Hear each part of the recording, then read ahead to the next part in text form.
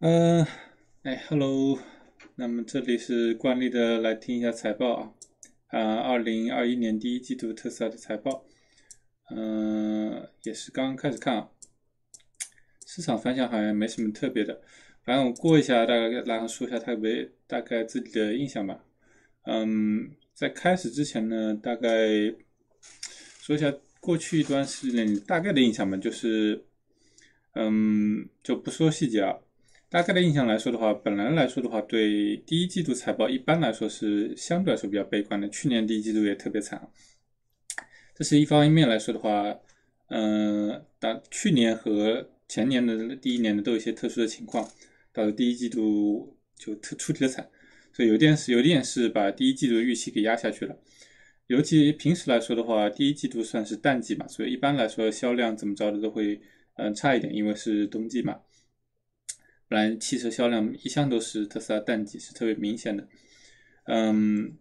但整体来说的话，而且另外来说一些不利因素的话，主要是之前有听说的话，就是因为疫情的影响，暂时性的有一个季节性的全球的芯片短缺。那特斯拉开始说怎么着怎么着，但后来证实也是有影响的，一些的生产线其实受到了影响，甚至有些生产线其实部分停产了。另外一方面的话是新的 Model S 可能会有一些新的投入，这些相关来说的话，这些是对第一季度来说比较看衰的点吧，算是。那结果来说的话，是之前放出来的那么第一季度的销量，结果是突然间结果刷了个记录啊，没有低，反而是刷了个记录，比上一个季度略高，比前年的话就高出很多，因为去年的话是特别惨的，所以年度增长是非常高，但是季度增长呢一点点。但无论如何也是刷了个记录嘛，所以说突然间的话，那么应该是大家对这个季度的财报的本来的预期又高上去了，那结果现在摊出来这个结果来看的话，应该有点不高不低的感觉，可能还是有些稍低吧，我觉得一般般吧，我可以看一下吧，大概过一下，反正再说一下，反正我也不是财务方面的，我也不是这方面的，这方面我也不懂，对吧？大家就瞎看，待会儿等财报开始我们就听一下。然后这边财报，等一下，财报还有7分钟啊，待会开始了我们就切过去听一下就好了。大概扫一下嘛。现金方面这次是有支出的啊，一个方面是还了1.2 billion的债，12亿的债，还有一个是投资了12亿的 Bitcoin，比特币啊，这总的来说是20多亿的一个现金支出啊，现金保有量从上一季度190多亿呢，应该是降到了170多亿的样子，看一下，17.1 billion，那么现金是有所减小的，总归他们也得想办法花钱吧，这个反正这点应该倒是无所谓的。那么GAAP 的 margin income operation income 这个5.7，我刚才看了一下，好像是历史高点了。这我不是这不懂啊，我没有具体看，我也不知道这个怎么冒出来这么高的一个运营收入的，运营百分比收入。那么非 GAAP 那么是结果是少了一点嘛。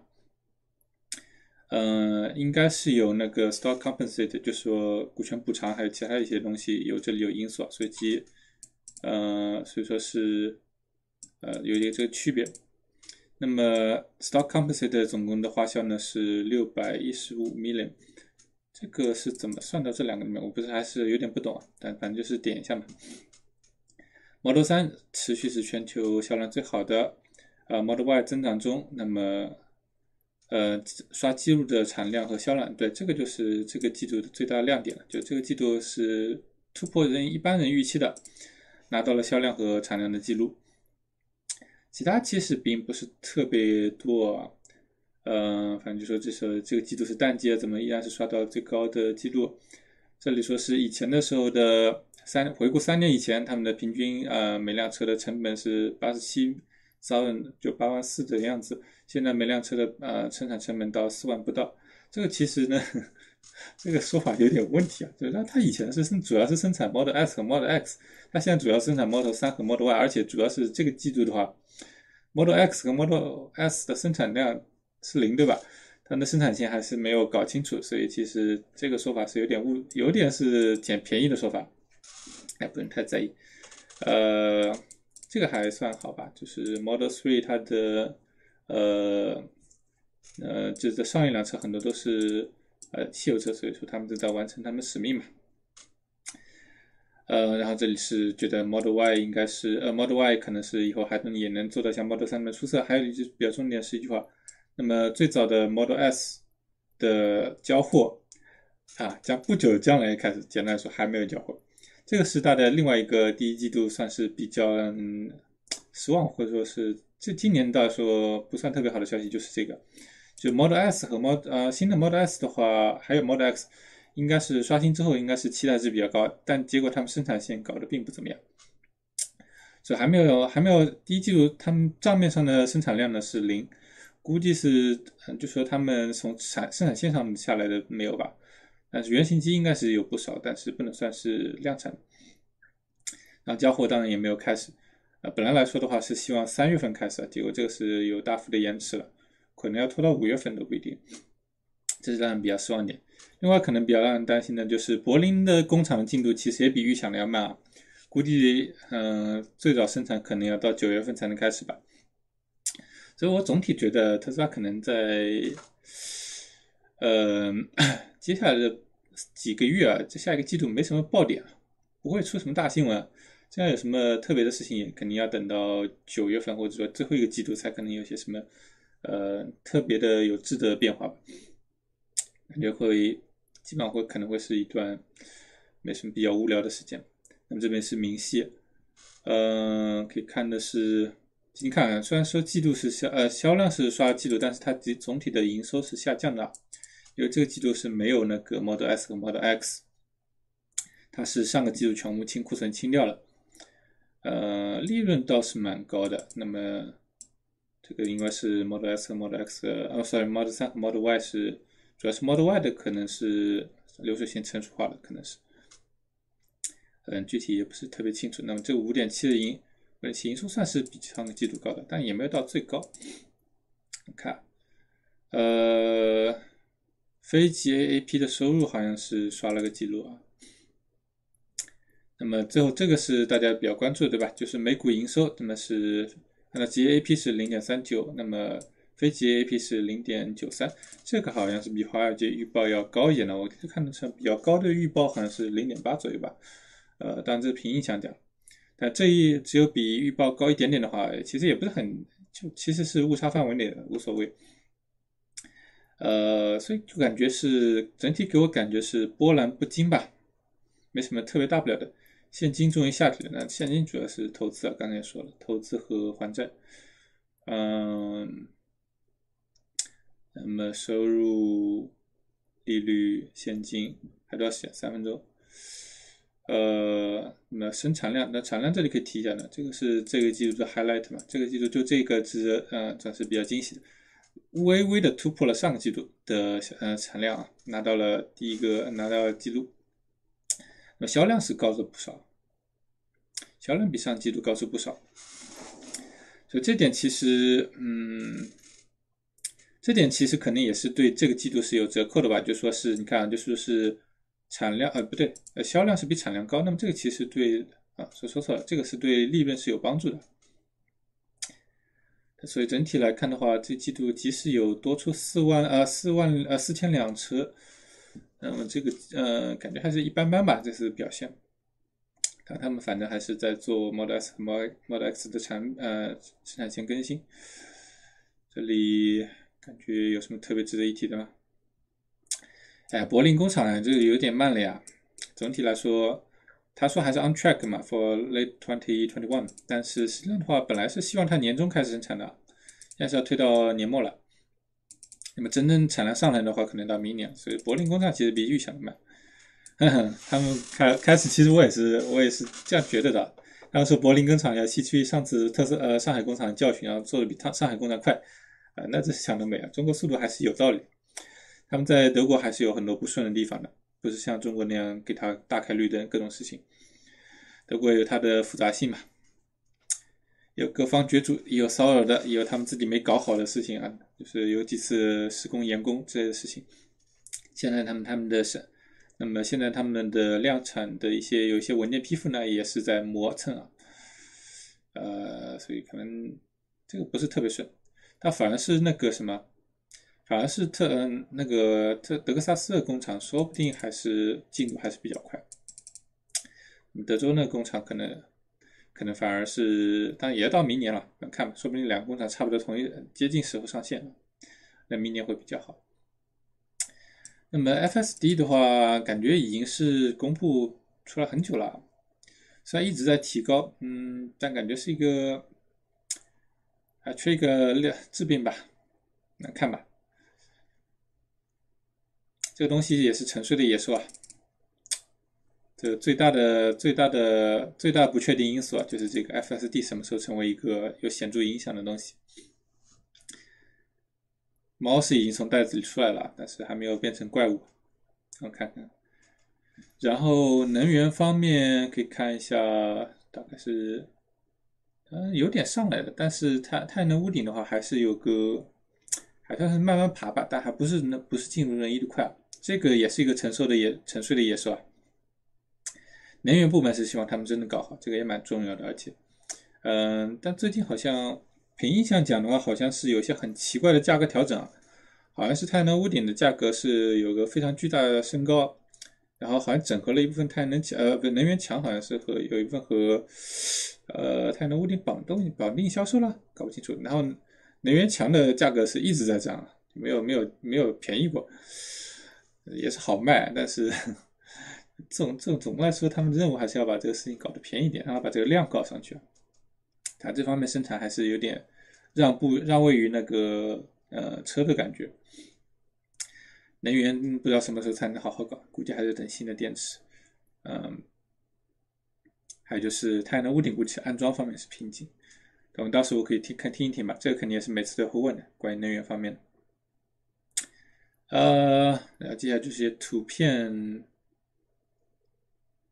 那么德州这是柏林工厂的，那么是超级压制机吗 ？casting 啊，那么铸造机，加压铸造机，那柏林工厂感觉外壳是好了，里面还是差很多东西的吧？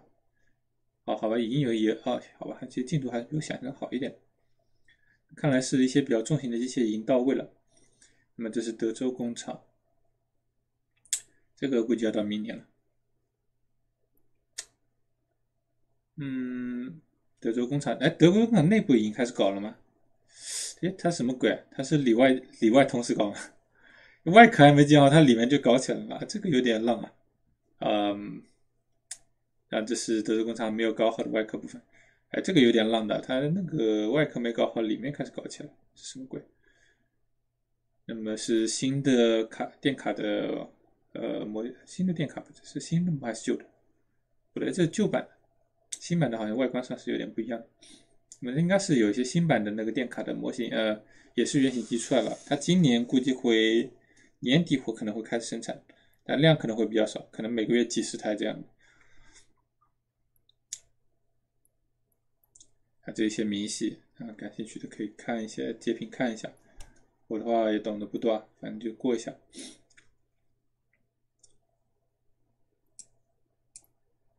有兴趣的反正可以到他们的特斯拉财务那边去看。差不多是这样吧。然后你就等听了。等一下，会有字幕，好像可以搞字幕。因为它现在是油管了嘛，所以说不定可以把字幕搞出来。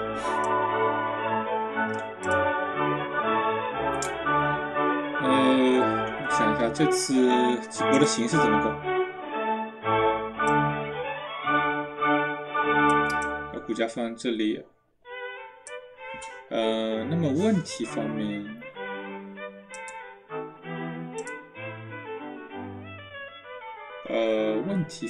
等一下，Q&A 在这里。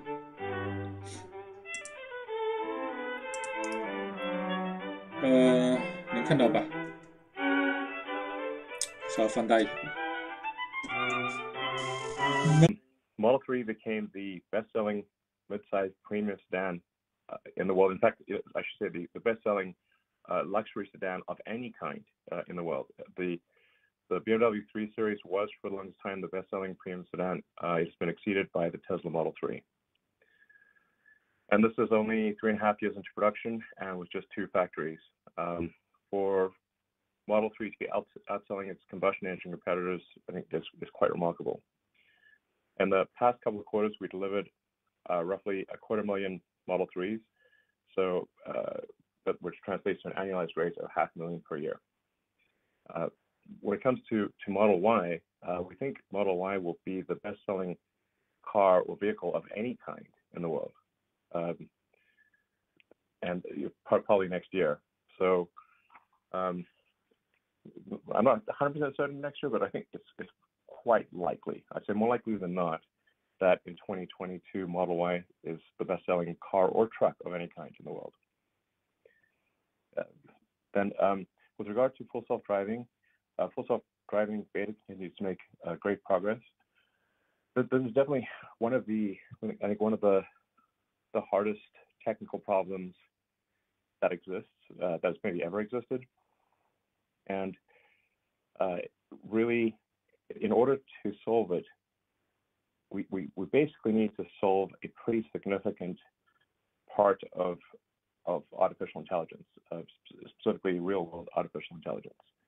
And that sort of AI, the neural nets need to be compressed into a fairly small computer, a very efficient computer that we've designed, but nonetheless, a small computer that's using on the order of 70 or 80 watts.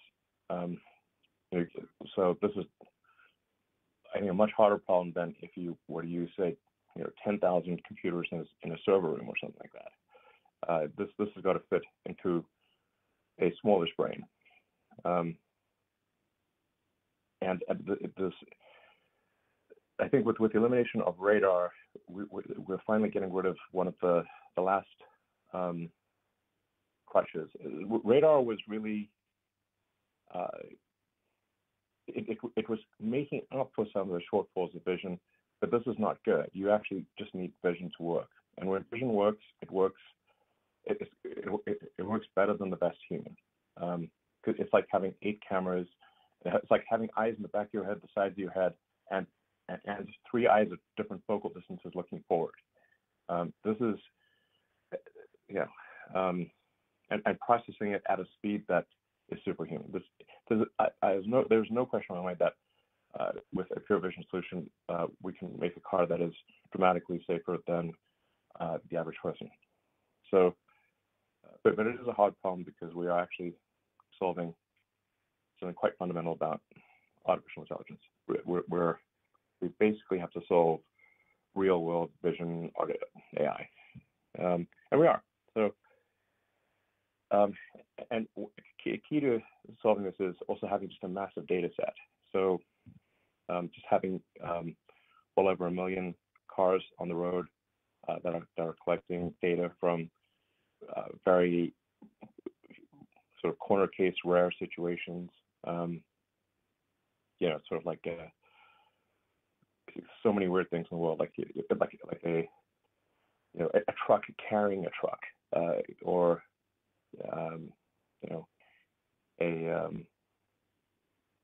a car with a one example is a car, an actual example, a car with a kayak on the roof, where the kayak has a little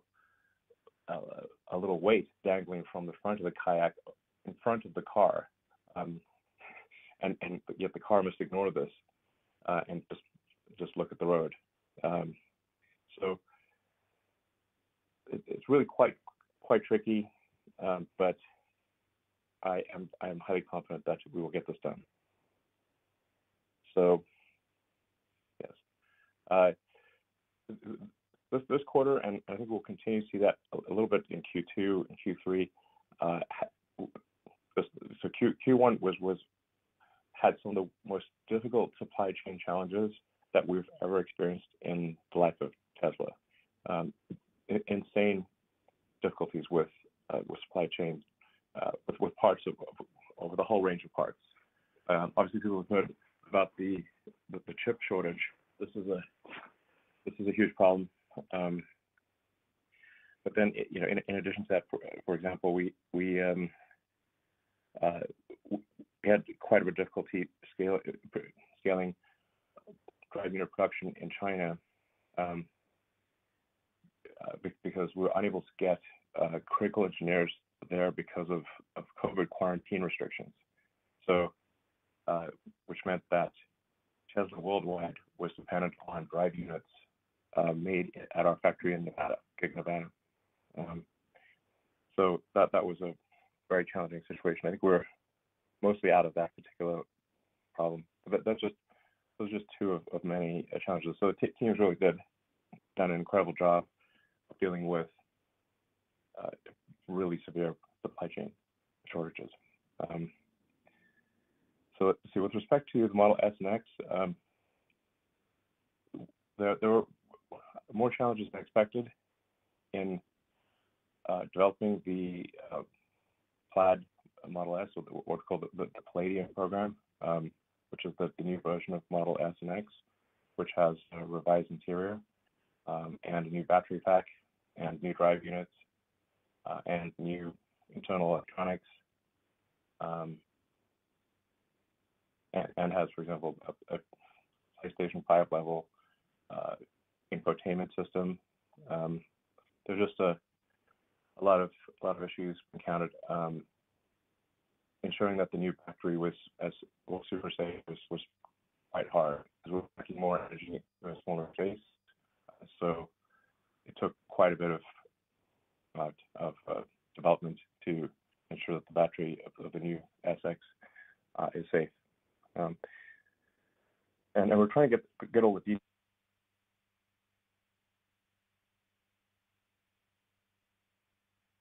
in the cars slowly for the past few months, but we're just stacking them up in the yard and just making refinements to the cars that we've built. But we do expect to ramp Model S production and start delivering them probably next month. And then to be in sort of fairly high volume production for the S in Q3, and to start delivering the Model X in Q3 as well. So I think as we ramp up, I think probably the demand for the new SX will be quite high. So it's really just going to be a question of ramping supply chain and internal production processes.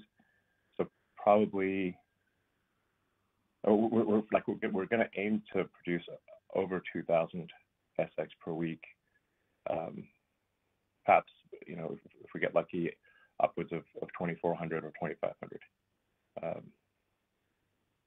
This again is contingent on global supply chain issues, which are just a lot of factors outside of our control here. But I do think these things will get sold, so it's just a matter of time, and then we'll be doing well over 2,000 SX per week. And it's a great car. It actually costs us less to produce, a little bit less to produce, but it is a superior product. So in conclusion, there's a lot to be excited about in 2021 and 2022. We're building factories as quickly as we can. Both Texas and Berlin are progressing well.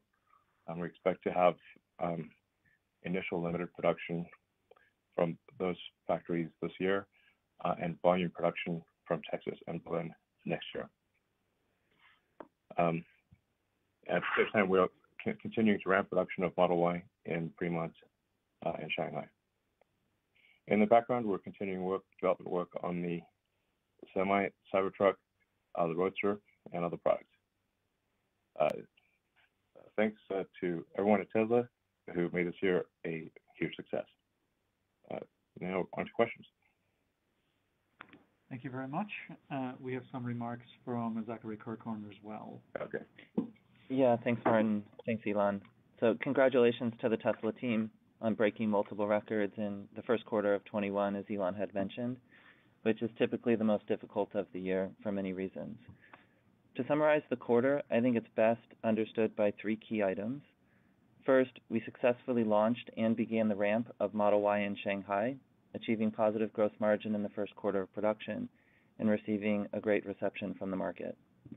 Second, as Elon mentioned, although we began the production process for the Model S during the quarter, we had not yet begun customer deliveries. The reduction in Model S and X deliveries from Q4 to Q1 were a meaningful headwind to free cash flows and profit generation. For example, we incurred an estimated $200 million of direct P&L impact relating to this program in Q1, the majority of which is reflected in COGS, and that's before even considering the impact of lost revenue and profits as a result of the transition. And as Elon mentioned, we expect the first deliveries to begin shortly.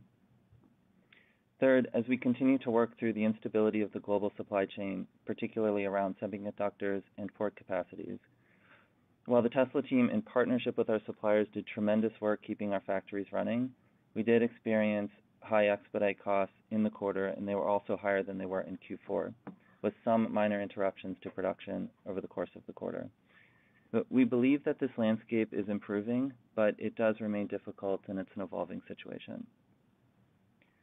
If we double-click within net income, auto gross margin, excluding credits, improved sequentially and year over year.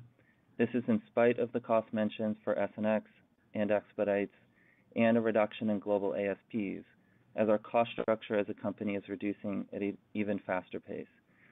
So as we look out over the course of the year, we feel optimistic about our gross margin strength, particularly as some of these headwinds we're experiencing start to be resolved. On services and other margins, these have recovered and are trending towards profitability, aided by strength in the used car business, operational improvements in service, and additional service revenue opportunities that help absorb fixed overheads. On energy gross margins, these remained negative for a second quarter. This is driven by solar roof-related ramp costs and winter seasonality in the lease PPA business. We continue to manage through a multi-quarter backlog on Powerwall. We're working as fast as we can to increase production, and this will aid in profitability of this business as those volumes increase. On operating expenses, these increased for Q1, which is driven by our investments in technology and growth. In particular for R&D, this includes the structural battery pack and 4680 cells, investments in the new S and X, and our neural net and silicon investments. On the SG&A side, we're setting up infrastructure and support for both China and EMEA in anticipation of volume to come there. And as I've said before, our plans show that we remain on track for sustained industry-leading operating margins. Double-clicking on cash flows, we continue to generate positive free cash flows, and this was despite the significant working capital headwinds from S and X. Additionally, we are making progress reducing various forms of debt. We also invested $1.5 billion in Bitcoin during the quarter, then trimmed our position by 10%, which contributed to a small gain in our Q1 financials. Taking a step back, we've generated $8 billion in operating cash flows and $4 billion in free cash flows over the past 4 quarters. As we look forward, our plans remain unchanged for long-term growth of 50% annually, and we believe we're on track to exceed that this year as we guided to last quarter. Global demand remains meaningfully higher than production levels, and so we're driving as fast as we can to increase our production rates. As we think about Q2 and Q3, these quarters should largely be driven by execution on S and X, as we've discussed, continued ramp of Model Y in Shanghai, and the associated cost reductions of these programs. And we expect profitability and cash generation to evolve over the course of the year in line with those improvements. And then as we get towards the end of the year, our story will pivot towards the launch and ramp of our newest factories in Austin and Berlin. So there's certainly no shortage of exciting things for us to work on and look forward to. Thank you, and we'll open it up for questions. Thank you very much. And we'll first take retail questions from Say website. The first question is, how is Dojo coming along? Could Dojo unlock an AWS-like business line for Tesla over the next few years?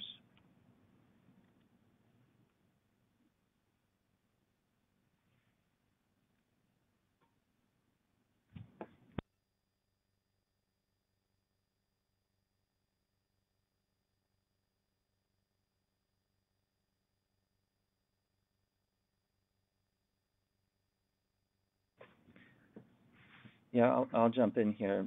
So, with respect to Dojo. Actually, sorry, Zach, my apologies. I was on mute. Oh, go ahead, Elon. Yeah, I was just basically saying that although like right now people think of Tesla as a lot of people think Tesla as a car company or perhaps an energy company. I think long term people will think of Tesla as much as an AI robotics company as we are a car company or an energy company. I think we are developing one of the strongest hardware and software AI teams in the world. Certainly, we appear to be able to do things with full self-driving that others cannot. So, and if you look at the evolution of what technologies we developed them in order to solve the problem of self-driving. So, we couldn't find a powerful enough neural net inference computer, so we designed and built our own. The software out there was really quite primitive for this task, and so we built a team from scratch, and have been developing what we think is probably the most advanced real-world AI in the world. And then it sort of makes sense that this is kind of what needs to happen, because the road system is designed for a neural net computer. Our brain is a neural net computer, and it's designed. The entire road system is designed for vision with a neural net computer, which is because it's designed for eyes in a brain. And so, if you have a system which has very good eyes, you can see in all directions at once. You can see 3 focal points ahead, forward, but it never gets tired. It's never sort of texting.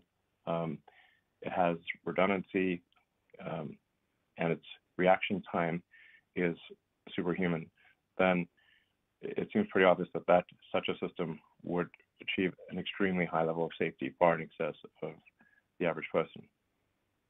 So that's what we're doing. Then Dojo is kind of the training part of that. So because we have over 1 million cars, and perhaps next year we'll have 2 million cars in active use, providing vast amounts of video training data that then needs to be digested by a very powerful training system. And currently, we use it's Tesla training software. So we developed a lot of training software, a lot of labeling software to be able to do surround video labeling, which is quite tricky. This means all 8 cameras simultaneously at 36 frames a second per camera, labeling video over time. There wasn't any tool that existed for this, so we developed our own labeling tool. Then, taking it a step further, obviously the holy grail is auto labeling. So now we're getting quite good at auto labeling, where the trainers train the training system, and then the system auto labels the data, and then the human labelers just need to look at the labeling to confirm that it is correct and perhaps make edits. And then every time an edit is made, that further trains the system. So it's kind of like a flywheel that's just sort of spinning up. And really the only way to do this is with vast amounts of video data. So then we need to train this efficiently. So Dojo is really it is a supercomputer optimized for neural net training. We think Dojo will be probably an order of magnitude more efficient on say, I'm not sure what the exact right metric is, but say per frame of video, we think it'll be an order of magnitude more cost efficient in hardware and in energy usage per frame of video compared to a GPU-based solution, or compared to the next best solution that we're aware of. So then possibly that could be used by others. It does seem as though over time, I mean, just an observation, I think basically just a fact that neural net-based computing or AI-based computing is more and more of the compute stack. Conventional computing, perhaps heuristics based computing, is still going to be important, still going to be very important,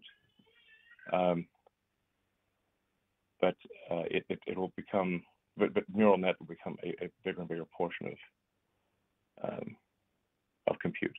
So anyway, that was a long story, but I think, yeah, probably others will want to use it too, and we'll make it available. Thank you very much. Let's go to the second question from retail investors. The recent price changes on solar roof have been discouraging for customers and investors. Could Tesla share more about solar roof challenges and if the outlook has changed at all, i.e. 1,000 roofs per week? Yeah, first of all, I should say that the demand for the solar roof remains strong. So despite raising the price, the demand is still significantly in excess of our ability to meet the demand to install the solar roofs. So production is going fine, but we are choked at the installation point. We did find that we basically made some significant mistakes in assessing the difficulty of certain roofs. But the complexity of roofs varies dramatically. Some roofs can be literally 2 or 3 times easier than other roofs. So you just can't have a one-size-fits-all situation. If a roof has a lot of protuberances, or if the roof the core structure of the roof is rotted out or is not strong enough to hold the solar roof, then the costs can be double, sometimes 3 times what our initial quotes were.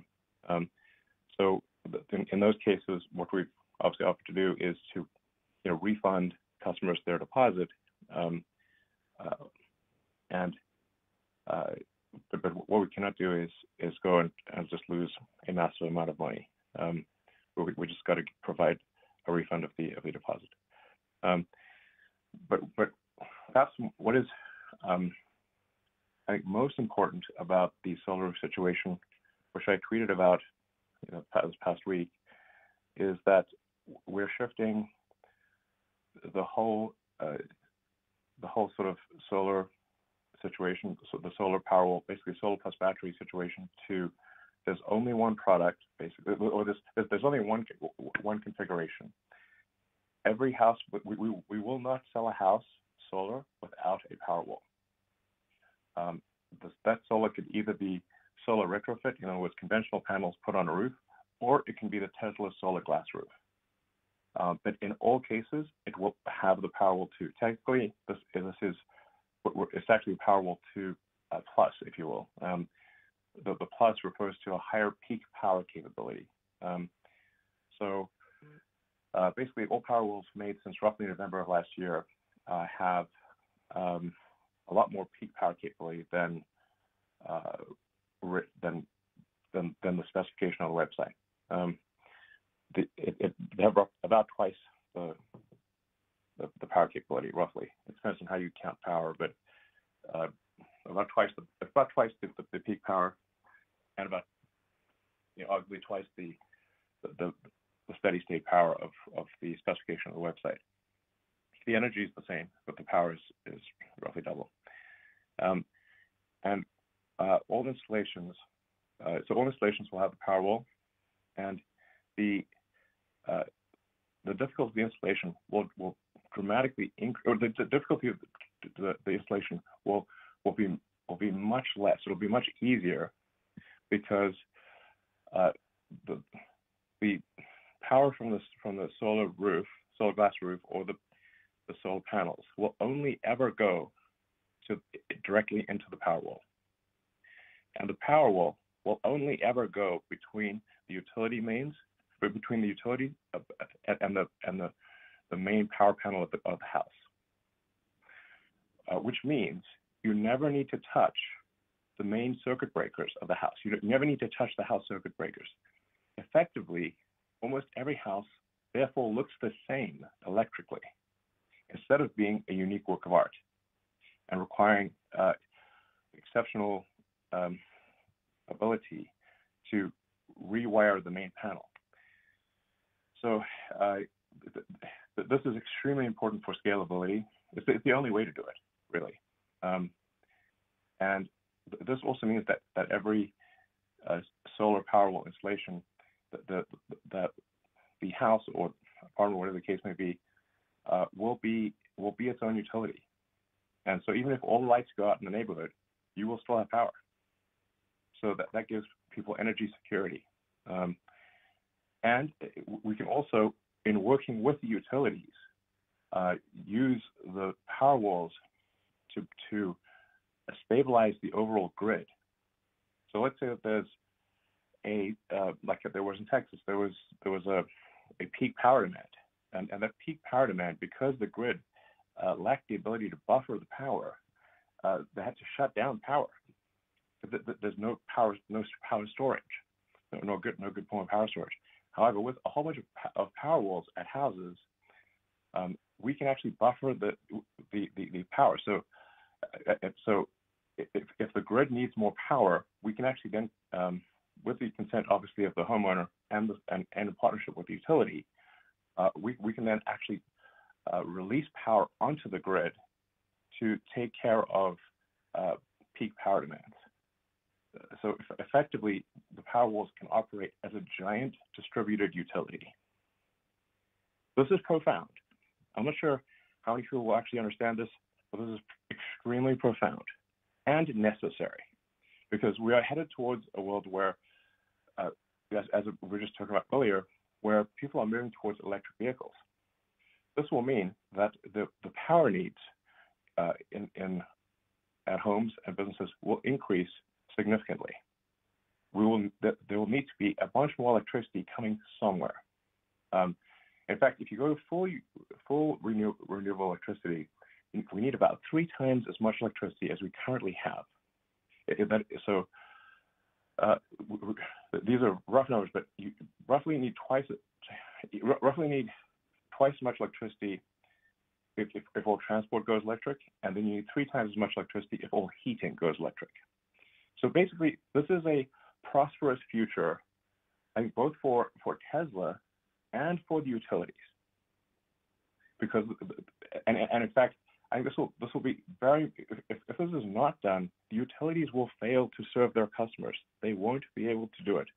They won't be able to react fast enough.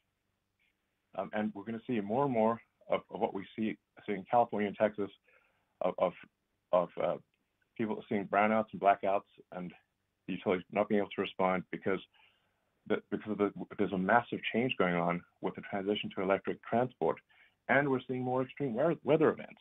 This is a recipe for disaster. So it is very important to have solar and batteries at the local level at the house. In addition, it is important to have large battery storage at the utility level, so that solar and wind, which are the main forms of renewable electricity, that electricity can be stored, because sometimes the wind doesn't blow, sometimes it blows a lot, sometimes it blows too much, and sometimes it doesn't blow enough. But if you have a battery, you can store the energy and provide the energy to the grid as needed. The same goes for solar, because obviously the sun does not shine at night, and sometimes it is very cloudy. And so by having battery storage paired with solar and wind, this is the long-term solution to a sustainable energy future. And as I said, this really needs to occur both at the local level and at the utility level. If it doesn't occur at the local level, what will actually be required is a massive increase in power lines, in power plants. So they have to put long distance and local power lines all over the place. They'll have to increase the size of the substations. It's a nightmare. This must occur. there must be solar plus battery. It's the only way. So, yeah. Thank you very much. And the next retail question is, Master of Coin, can you tell us anything about Tesla's future plans in digital currency space, or when any such major developments might be revealed? Sure. Thanks, Martin. So as I noted in our opening remarks, and we've announced previously, so Tesla did invest $1.5 billion into Bitcoin in Q1, and then we subsequently sold a 10% stake in that. We also allow customers to make vehicle deposits and final vehicle purchases using Bitcoin. And so where our Bitcoin story began, maybe just to share a little of the context here, Elon and I were looking for a place to store cash that wasn't being immediately used, try to get some level of return on this, but also preserve liquidity. Particularly as we look forward to the launch of Austin and Berlin and uncertainty that's happening with semiconductors and port capacity, being able to access our cash very quickly is super important to us right now. And, there aren't many traditional opportunities to do this, or at least that we found, and in talking to others, that we could get good feedback on, particularly with yields being so low and without taking on additional risk or sacrificing liquidity. And Bitcoin seemed at the time, and so far has proven to be a good decision, a good place to place some of our cash that's not immediately being used for daily operations or maybe not needed till the end of the year, and be able to get some return on that. And, I think one of the key points that I want to make about our experiences in the digital currency space is that there's a lot of reasons to be optimistic here. We're certainly watching it very closely at Tesla, watching how the market develops, listening to what our customers are saying. But, thinking about it from a corporate treasury perspective, we've been quite pleased with how much liquidity there is in the Bitcoin market. So our ability to build our first position happened very quickly. When we did the sale later in March, we also were able to execute on that very quickly. And so as we think about kind of global liquidity for the business and risk management, being able to get cash in and out of the markets is something that I think is exceptionally important for us. So we do believe long-term in the value of Bitcoin, so it is our intent to hold what we have long-term and continue to accumulate Bitcoin from transactions from our customers as they purchase vehicles. Specifically with respect to things we may do, there are things that we're constantly discussing. We're not planning to make any announcements here, and we're watching this space closely. So when we're ready to make an announcement on this front, if there's one to come, we'll certainly let you all know. Thank you. And the fourth question from retail investors is, does Tesla have any proactive plans to tackle mainstream media's imminent, massive, and deceptive clickbait headline campaigns on safety of autopilot or FSD? Perhaps specialty PR job of some sort?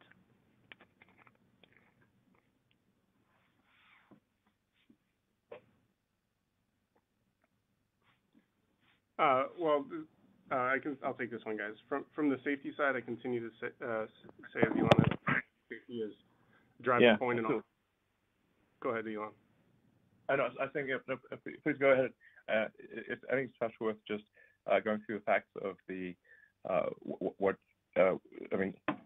specifically there was an article regarding a tragedy where there was a high-speed accident in Tesla that and there was really just extremely deceptive media practices where it was claimed to be autopilot, where this is completely false. And those journalists should be ashamed of themselves. Please go ahead, Lars. Yeah, thanks, Elon. So I was just saying we're committed to safety in all our designs, and that's number one in what we do here. Regarding the crash in Houston specifically, we work directly with the local authorities, NTSB and NHTSA, wherever applicable, and whenever they reach out to us for help, directly on the engineering level and whatever else we can support. In that vein, we did a study with them over the past week to understand what happened in that particular crash, and what we've learned from that effort was that autosteer did not and could not engage on the road condition that as it was designed. Our adaptive cruise control only engaged when a driver was buckled and above 5 miles per hour, and it only accelerated to 30 miles per hour over the distance before the car crashed. As well, adaptive cruise control disengaged the car slowly to complete to a stop when the driver's seatbelt was unbuckled. Through further investigation of the vehicle and accident remains, we inspected the car with NTSB and NHTSA and the local police, and were able to find that the steering wheel was indeed deformed, so leading to the likelihood that someone was in the driver's seat at the time of the crash, and all seatbelts post-crash were found to be unbuckled. We were unable to recover the data from the SD card at the time of impact, but the local authorities are working on doing that, and we await their report. As I said, we continue to hold safety in a high regard and look to improve our products in the future through this kind of data and other information from the field.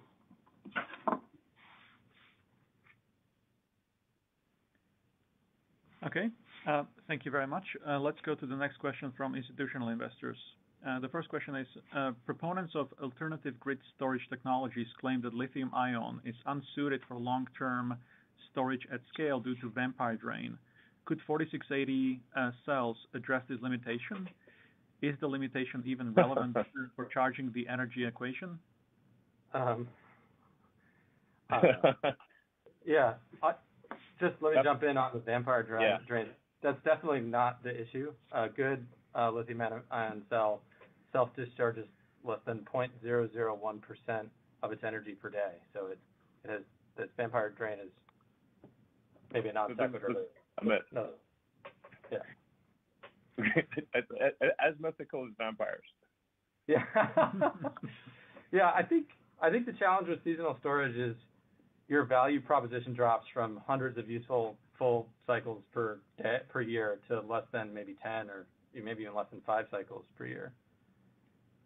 So it's just a different type of technology, altogether that would make sense, given that it's more than an order of magnitude different use case.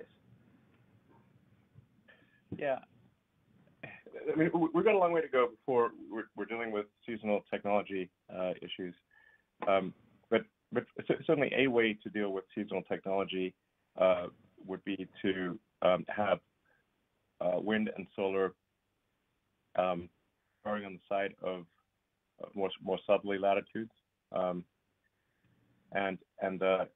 then across a variety of longitudes. So essentially, like let's say in the U.S., for example, if there was, I'm not sure if you'll understand this, that you can actually power the entire United States with just sort of roughly a 100-mile by 100-mile grid of solar.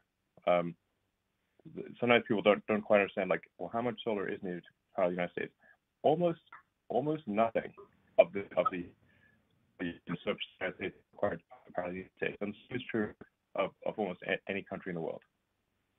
The solar incidence is a gigawatt per square kilometer. This is insane. In fact, if you took the clear area, just the area, for nuclear power plants, the area that is considered not usable because a nuclear power plant is there, in most cases, if you just put solar there, it would generate more power than the nuclear power plant. This is because they typically have pretty wide clear areas.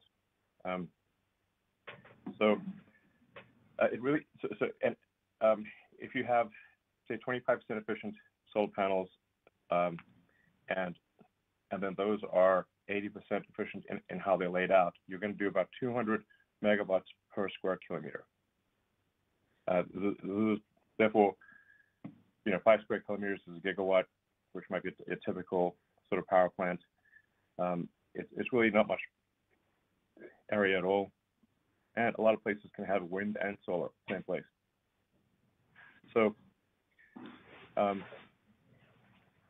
anyway, it's entirely possible to power all of Earth with a small percentage of Earth's area, and then to transmit that power through high voltage DC lines. No new technology. No.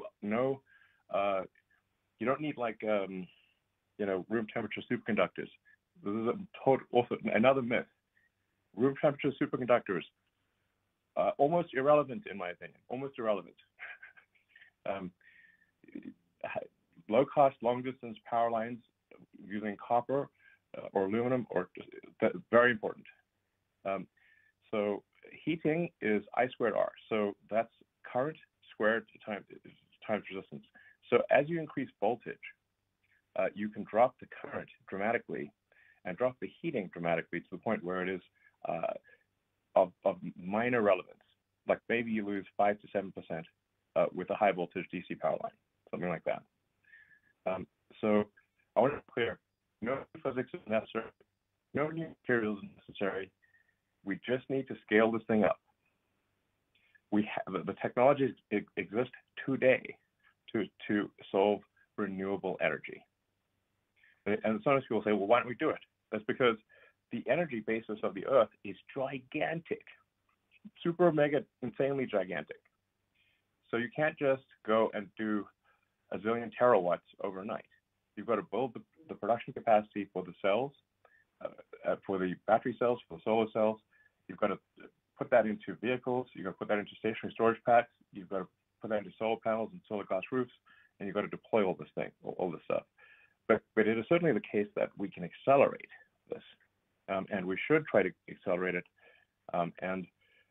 The right thing to do, I think, from an economic standpoint, and I think almost any economist would agree, is to have a carbon tax, just as we have a tax on cigarettes and alcohol, which we think are more likely to be bad than good, and we tend to tax fruit and vegetables less. The same should be true. We should tax energy that we think is probably bad, and support energy we think is probably good, just like cigarettes and alcohol versus fruits and vegetables. It's just common sense. But I guess on the plus side, I'm not suggesting anyone be complacent, but sustainable energy, renewable energy will be solved. It is being solved, but it matters how fast we solve it. And if we solve it faster, that's better for the world. Thank you very much. There's no question in my mind whatsoever that the energy storage problem can be solved with lithium-ion batteries. Zero. I want to be clear. Zero.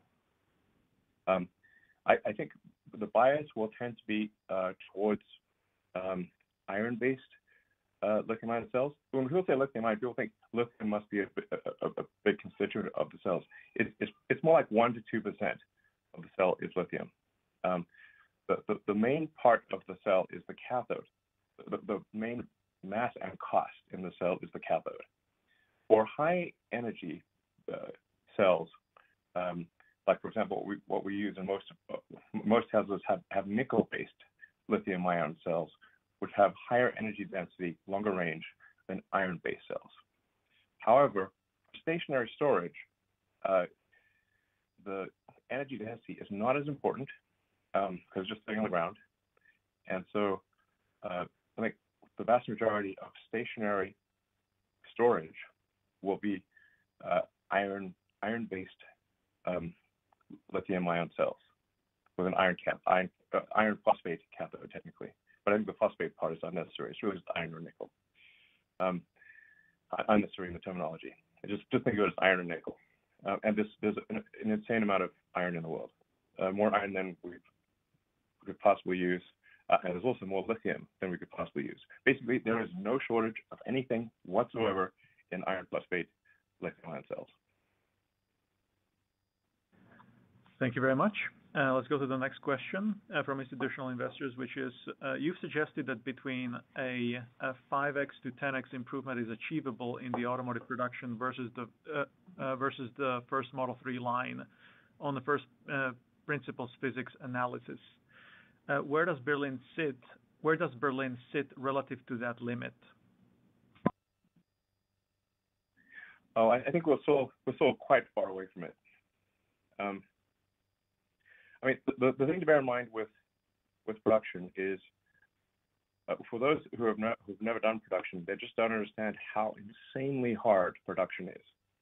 I want to really be very, very emphatic here. Prototypes are trivial. They're child's play. Production is hard. It is very hard. Now you say production at large scale with high reliability and low cost, insanely difficult. But what Tesla achieved on the automotive side was not to create an electric car. The truly profound thing on the car side is that Tesla was the first American car company to achieve volume production of a car in 100 years and not go bankrupt. So this I basically, myself and many others at Tesla had to basically have several aneurysms to get this done. It was so hard. You have no idea. So anyway, and the thing about making a large, complex manufactured object is, let's say you have first order approximation, 10,000 unique items. If even one of those items is slow, that sets your rate. Just one. Doesn't matter how, it can be so trivial. We've had production stop because of carpet in the trunk. We had production stop because of a USB cable. At one point for the Model S, we literally raided every electronics store in the Bay Area. For a few days there, nobody could buy a USB cable in the Bay Area because we went and bought them all to put them in the car. Literally. And there's like hundreds of stories like that. So anyway, that's the solving those constraints and a logistics problem that makes World War II look trivial. I'm not kidding. Like, the scale is insane. We're talking millions of cars, massive global supply chain, 50 countries, dozens of regulatory regimes. It's insane. So, yeah. Thank you. And the last question from institutional investor is, Master Plan Part 2 talks about an urban transport vehicle that is smaller than traditional bus with greater aerial density achieved by removing the central aisle. Do you have any updates to share on this goal? Not at this time. Okay, thank you very much. So let's move to analyst Q&A. Thank you. First question is from Pierre Ferragu with New Street Research. Your line is open. Hi, guys. Thanks a lot for taking my question. I'd love to get actually an update on what you presented on the battery day. In the last 6-7 months, I was wondering how much progress you've made on that front. First, in terms of process development, so how are things coming together on your pilot line? Are you getting to the kind of production throughput you were aiming for? And second, actually on your production ramp. So I was wondering in which sites you're ramping production capacity for the 4680 cell, and where you stand on ramping up that capacity as well. And I'll have a quick follow-up on energy as well, if that's possible. Well, so we have and Drew, closely add to this, but we have our small sort of pilot plant, which is still big by normal standards, expected to have like a 10 gigawatt hour per year capability in Fremont, California, and we've made quite a few cells. We're not quite yet at the point where we think the cells are reliable enough to be shipped in cars, but we're getting close to that point. And then we've already ordered most of the equipment for battery production in Berlin, and then much of it for Austin as well. So we're really down to like the nitty-gritty elements. But overall, I think we still feel quite optimistic about this achieving volume production of the 4680 next year. Yeah, what do you think? Okay. Yeah, thanks. Just one thing I would add is there's been a lot of questions about yields. Actually, I noticed people asking about that, and the yield progress has been really strong every day. When we were really still in commissioning phase with most of the tools, to the point where we're confident that the yield trajectory aligns with our internal cost projections. We did talk about yield also at Battery Day, which is one of the reasons why it's useful to check in on that. It takes a while, as Elon just mentioned, to go from prototype to production, and it's not just parts, it's processes, it's equipment. But as we've matured those pieces of the process equipment, we've gotten to where we need to be on the yield side. Yeah, and basically, this is just a guess because we don't know for sure, but it appears as though we're about 12, but probably not more than 18 months away from volume production of the 4680. Now, at the same time, we are actually trying to have our cell supply partners ramp up their supply as much as possible. So this is not something that is to the exclusion of suppliers. It is in conjunction with suppliers. So yeah. we want to be super clear about that. This is not about replacing suppliers. It is about supplementing the suppliers. So we have a very strong partnership with CATL, with Panasonic, and LG. And our request to our strategic partners for cell supply is please supply us with as much as you possibly can. Provided the price is affordable, we will buy everything that they can make. Yeah, and specific to that, we're on track to more than double the supplier capacity over the next 13. Yeah, exactly. We do expect from suppliers willing to receive double the cell output next year versus this year. Yep. Okay.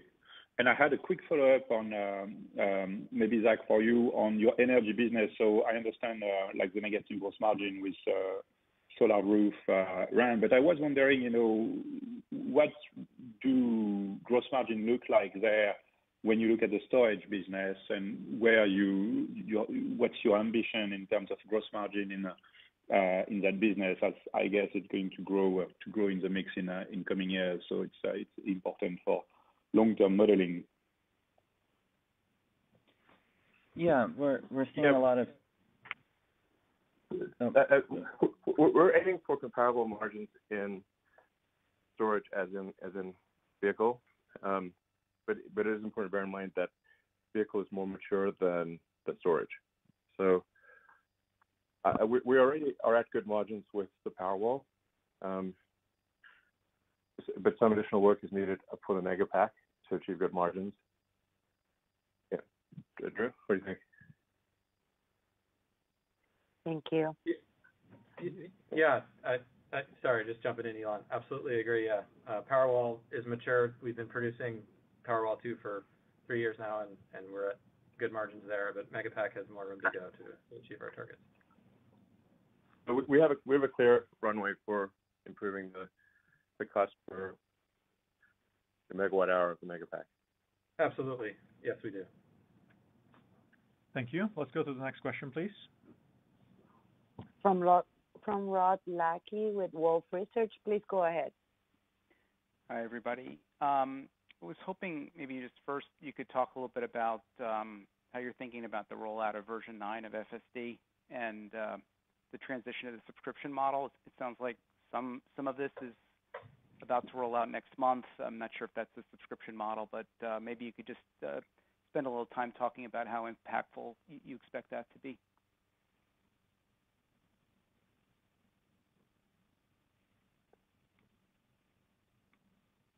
Sorry, go ahead, guys.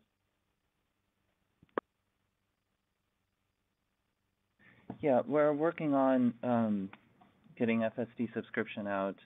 There's a couple of internal technical dependencies, but from a business model perspective, that's aligned, and we're hoping to roll that out soon. The key thing that I say here there's a lot of potential for recurring revenue based on an FSD subscription. If you look at the size of our fleet and you look at the number of customers who did not purchase FSD up front or on a lease and maybe want to experiment with FSD, this is a great option for them. One of the things we'll need to keep an eye on is a potential transition from cash purchases of FSD subscription over to, or cash purchases of FSD who may move over to FSD subscription. And so there could be a period of time in which cash reduces in the near term, and then as the portfolio of subscription customers builds up, then that becomes a pretty strong business for us over time. But we're hoping to get this launched pretty soon and see what the response is to it. Okay, great. And was hoping, Zach, maybe you could just talk a little bit about OpEx. There was a noticeable increase, even excluding SBC. Obviously, a lot going on this quarter, but can you maybe just talk a little bit about how we should be thinking about that going forward? Sure.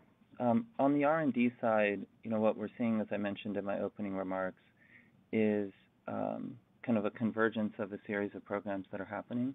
And our R&D OpEx spend kind of correlates to where we are in the product life cycle on different programs. And so we're kind of at the tail end of investments in what we call internally Palladium, which is the new Model S and Model X. And so we expect that to decrease over time, but it was high in Q1 for a lot of the reasons that Elon had mentioned. We're also getting very heavy into 4680 development that Drew and team are working on, and the associated structural battery pack that goes along with that. And so these are new technologies, not only new to Tesla, but new to the industry. And so we're investing heavily there on an R&D side to work out those kinks. And, spend along in those areas, should continue over time as we continue to work through the development cycle of those. And then I also mentioned, Elon talked a bit about, Dojo and the potential there. So from neural net investments and custom silicon investments, these continue to be areas that we spend on and make investments in. On the SG&A side, the business is pivoting very quickly to be global, and China is ramping quite quickly. And we're trying to make sure that we are staying ahead of the volume so that we have the right sales capacity, store capacity there, local investments in IT and others to manage the growth, such that as the growth comes, the execution challenges are smaller than maybe in similar periods of growth that we've seen in the past. And so we're making investments there ahead of the growth. And overall, as we look at OpEx as a percentage of revenue over the course of the year, we do expect to see a substantial drop from 2020 to 2021 as the volumes in the latter part of the year pick up. Thank you. Let's go to the next question, please. Thank you. From Dan Levy with Credit Suisse. Your line is open. Hi. Good evening. Thanks. Two questions. One is on COGS. I think we've gotten from Battery Day a pretty good feel about the potential for COGS reduction related to powertrain, but I'd like to get a sense of the path to reducing COGS X powertrain. As you'd still need a meaningful reduction on that front to make the math work on a $25,000 vehicle. So what levers do you have to reducing your cost X powertrain? Is it just more scale, better supplier pricing, or is it just based on ongoing cost reductions?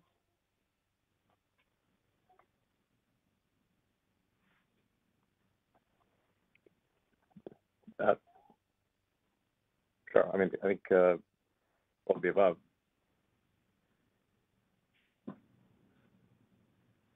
Yeah, on the vehicle side, there's plenty of opportunity as well. Obviously, building a car like a Model S is quite complex and has various moving parts. Model 3 and Model Y were steps of improvement in that. But when you look at some of the other advancements that we're including in the Model Y factories into Austin and Berlin, we've reduced the body part count by as much as 60%, and the part costs money. So we continue to find optimizations there, as well as we get economies of scale when we start to talk about the volumes we're considering worldwide with 4 factories building the same vehicle. So both of those things on the vehicle side will improve our COGS as well, and the powertrain continues to be integrated into that. Great. And then just related, as we see Berlin and Austin ramp, I'd like to just get a sense on the comparison of Fremont versus the new capacity. Obviously, Fremont non-optimized because you bought, the old NUMMI facility. You had to retrofit that to your needs. So maybe you can give us a sense of how your new capacity is going to differ versus Fremont. What are the areas that you have efficiencies that you previously didn't have, and maybe how much does that add up to improved COGS over time to help you achieve that $25,000 vehicle?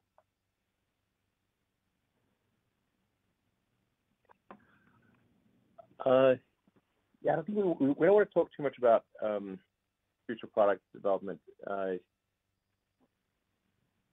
The earnings calls are not the right place for to make major product announcements.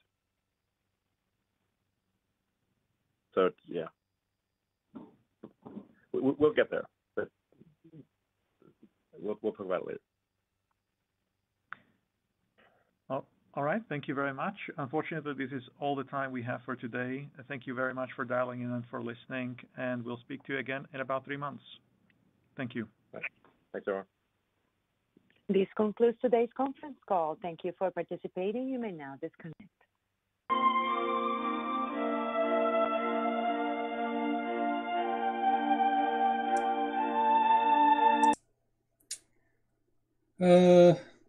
到这里就听完了。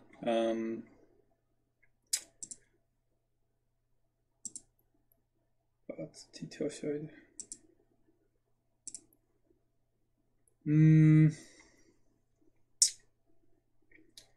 想象的差不多吧。回顾第一季度的困难的话，但也是实现了产量和销量的记录嘛。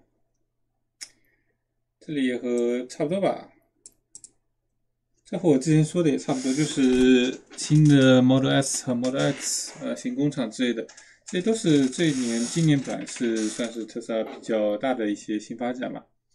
个人觉得的话，还是就是这些时间进度的话，还是比以前都要落后了一些。还有什么亮点？反正整理肯定脑袋还是比较乱的。而且我肚子好饿呀，好像去吃东西。看有什么特别值得一提的？反正看来是承认，就是 Model S 和 Model X 比想象的还是它的量产还是比想象的要遇到很多的困难。估计好像听上去跟老板抱怨都是琐碎的问题，但很实际。斗酒感觉这边好像提的有点跑题啊，好像很多提的是，就这里是一个，我看斗酒在斗酒是那个他们的这要上线的超级计算机吧，他这个项目的话，好像老板花了很多时间提这个 labeling 的话应该算是视频标记的一个意思吧，听上去它的构架好像是，就你这样想吧，就是说你的大量的视频输入的话，你喂给神经网络的话，你是一般不会直接喂的嘛。它的像如果你不是超级计算的话，像大量的视频信息的话，去喂给神经网络去做前端的话是，做输的话其实是不合适的嘛，是要经过一些预处理的。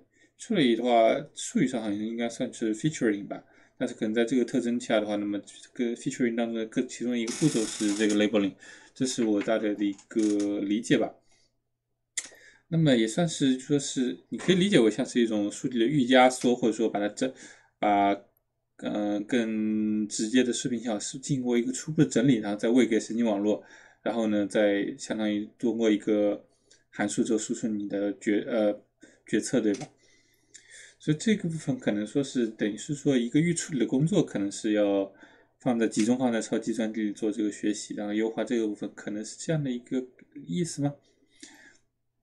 但现在只是个猜测概念，对吧？这个反正到时候他们6月份开那个，或者拖到7、8月份开 AI Day 的时候，再听他们继续讲一下吧。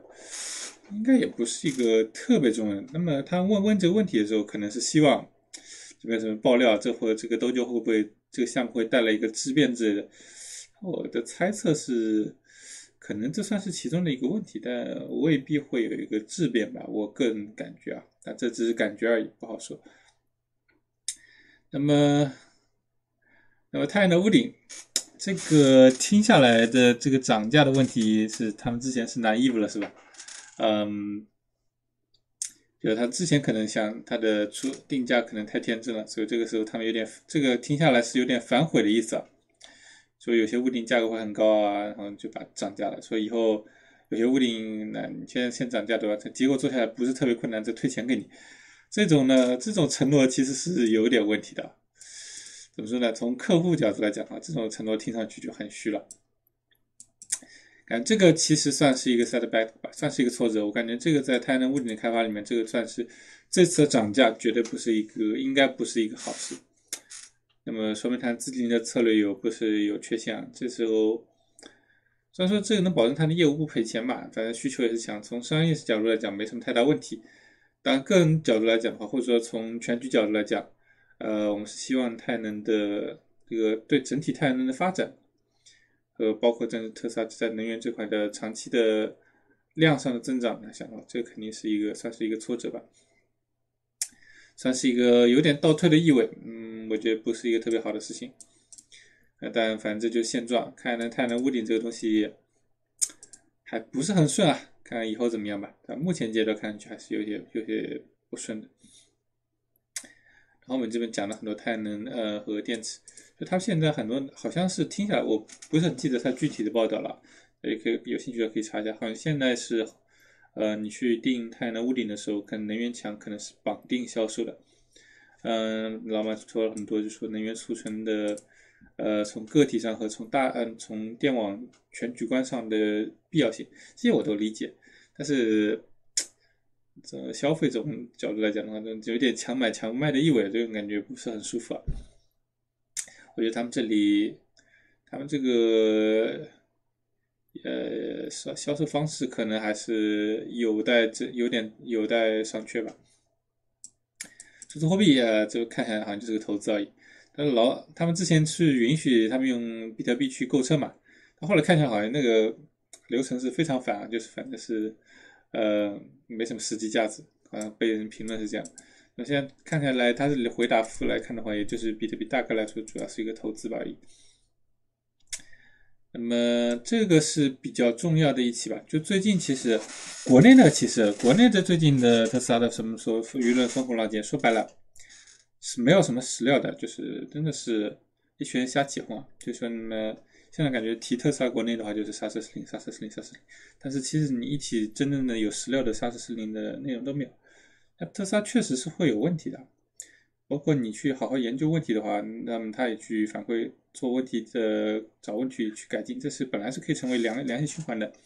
但是造谣起哄啊，就恶意的去泼脏水啊，然后就是没有一个比较实质性的讨论，就是各种就是在扯皮啊，这边就是那边泼脏水，这边自己辩护，然后辩护了之后你又说他自己这是洗白，就是根本是毫无意义的浪费精力的时间东西啊。反正我对国内的现在这个舆论秀场是非常失望的。那回过来说这个问题啊，就说这个是比较正儿八经，就是前一阵子应该是2个礼拜不到以前嘛，应该是在休斯顿有一起事故嘛，特斯拉事故是车上死了2个人，但是当时新闻特别关注这一点是因为驾驶座上没有人。那当时就很多人觉得，就是包括警方当时直接就觉得应该是自驾的缘故，因为驾驶座上没有人嘛。但后来的话，老板就发推很确定说，这个首先他这辆车不满足开 AP 的条件，也没有 FSD， 当时所在的位置是不允许他开 FSD 的。如果座位上没有人的话，那 AP 应该是没办法开启的。就是他要求是座位有负重啊，方向盘上面有 torque， 还有就是安全带系统。那么最重要的一点就是，其实说白了，这特斯拉的这种安全措施，就是说那个 AP 的开启资格条件并不是很强的。你总是有地方有办法去忽悠这个系统的这种检测。其实说白了，你想忽悠的话，你放个60公斤的包在那儿，然后挂个什么负重在方向盘上，然后再把安全带插进去，可能你就可以忽悠成功了。但是这里的问题是，警方的检验报告里面是没有安全带插进去的，这个其实算是一个比较强的说明，当时的那个 AP 就是 Autopilot 就是自动助驾没有开启的一个算是一个比较强的线索吧。但这个到底是这个事情，那么说起来就很诡异了，对吧？没有，就感觉有点像是有点你想到美剧或者电影里面那种，是不是这个事情里面就是很有猫腻了，就不知道是驾驶员讨论了，还是说这个是有种可能是谋杀类似的事情，可能就比较诡异和复杂了。不过具体还是要看警方后续的调查。特斯拉这里是这个阶段的话，去跳进去说是 AP 的问题，或者说是没有 AP，可能都是过早。应该是一个比较诡异和有意思的事情嘛。这个算是在这边的话，就是除国内以外的话，就算是最近最大的一个新闻了。